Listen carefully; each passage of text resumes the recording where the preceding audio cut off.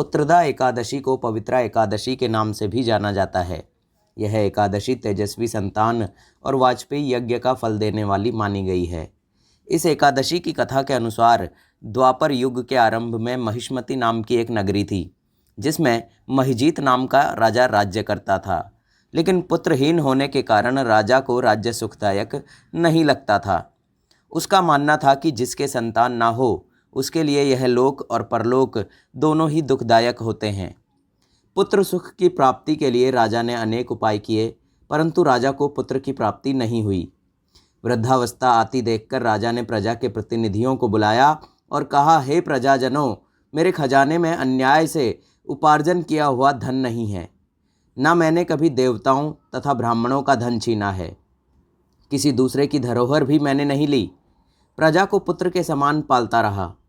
मैं अपराधियों को पुत्र तथा बांधवों की तरह दंड देता रहा। कभी किसी से घृणा नहीं की।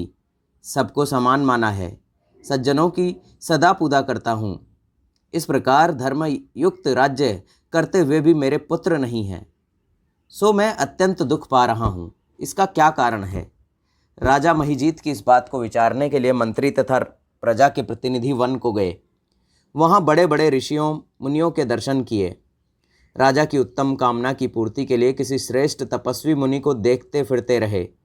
एक आश्रम में उन्होंने एक अत्यंत वयोवृद्ध धर्म के ज्ञाता बड़े तपस्वी, परमात्मा में मन लगाए हुए निराहार, जितेंद्रिय, जितात्मा, जीत क्रोध, सनातन धर्म के गूढ़ तत्वों को जानने वाले, समस्त शास्त्रों के ज्ञाता महात्मा लोमश मुनि को देखा, जिनका कल्प के व्यतीत होने पर एक रोम गिरता था।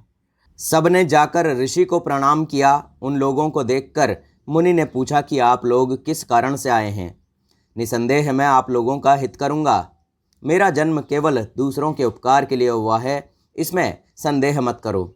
लोमश ऋषि के ऐसे वचन सुनकर सब लोग बोले, हे महर्षि, आप हमारी बात जानने में ब्रह्मा से भी अधिक समर्थ हैं, इसीलिए आप हमारे इस संदेह को दूर कीजिए। महिष्मतिपुरी का धर्मात्मा राजा महिजीत प्रजा का पुत्र के समान पालन करता है, फिर भी वह पुत्रहीन होने के कारण दुखी है। उन लोगों ने आगे कहा कि हम लोग उसकी प्रजा हैं, इसीलिए उसके दुख से हम भी दुखी हैं। आपके दर्शन से हमें पूर्ण विश्वास है कि हमारा ये संकट अवश्य दूर हो जाएगा, क्योंकि महान पुरुषों के दर्शन मात्र से अनेक कष्ट दूर हो जाते हैं। अब आप कृपा करके राजा के पुत्र होने का उपाय बतलाएं। यह वार्ता सुनकर ऋषि ने थोड़ी देर के लिए नेत्र बंद किए और राजा के पूर्व जन्म का वृतांत जानकर कहने लगे कि यह राजा पूर्व जन्म में एक निर्धन वैश्य था। निर्धन होने के कारण इसने कई बुरे कर्म किए। यह एक गांव से दूसरे गांव व्यापार करने जाया करता था। एक समय ज्येष्ठ मास के शुक्ल पक्ष की द्वादशी के दिन मध्याह्न के समय वह, जबकि 2 दिन से भूखा प्यासा था, एक जलाशय पर जल पीने गया।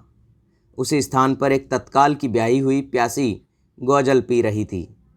राजा ने उस प्यासी गाय को जल पीते हुए हटा दिया और स्वयं जल पीने लगा। इसीलिए राजा को यह दुख सहना पड़ा। एकादशी के दिन भूखा रहने से वह राजा हुआ और प्यासी गौजल को जल पीते हुए हटाने के कारण पुत्र वियोग का दुख सहना पड़ रहा है। ऐसा सुनकर सब लोग कहने लगे कि हे ऋषि, शास्त्रों में पापों का प्रायश्चित भी लिखा है, इसीलिए जिस प्रकार राजा का यह पाप नष्ट हो जाए, आप ऐसा उपाय बताइए। लोमश मुनि कहने लगे कि श्रावण शुक्ल पक्ष की एकादशी को, जिसे पुत्रदा एकादशी भी कहते हैं, तुम सब लोग व्रत करो और रात्रि को जागरण करो, तो इससे राजा का यह पूर्व जन्म का पाप अवश्य नष्ट हो जाएगा। साथ ही राजा को पुत्र की अवश्य प्राप्ति होगी। लोमश ऋषि के ऐसे वचन सुनकर मंत्रियों सहित सारी प्रजा नगर को वापस लौट आई और जब श्रावण शुक्ल एकादशी आई तो ऋषि की आज्ञा के अनुसार सबने पुत्रदा एकादशी का व्रत और जागरण किया। इसके पश्चात द्वादशी के दिन इसके पुण्य का फल राजा को दिया गया। उस पुण्य के प्रभाव से रानी ने गर्भ धारण किया और प्रसव काल समाप्त होने पर उसके एक बड़ा तेजस्वी पुत्र उत्पन्न हुआ। इसीलिए इस श्रावण शुक्ल एकादशी का नाम पुत्रदा पड़ा। इसीलिए संतान सुख की इच्छा करने वाले इस व्रत को अवश्य करें। इस कथा को पढ़ने तथा इसके महात्म्य को सुनने से मनुष्य सब पापों से मुक्त हो जाता है और इस लोक में संतान सुख भोगकर परलोक में स्वर्ग को प्राप्त होता है। इसके सुनने मात्र से ही वाजपेयी यज्ञ का फल मिलता है। ऐसी इस अधिक मास की एकादशी पावन की महिमा है। अंत में चैनल को ज़रूर सब्सक्राइब कर लीजिएगा दोस्तों।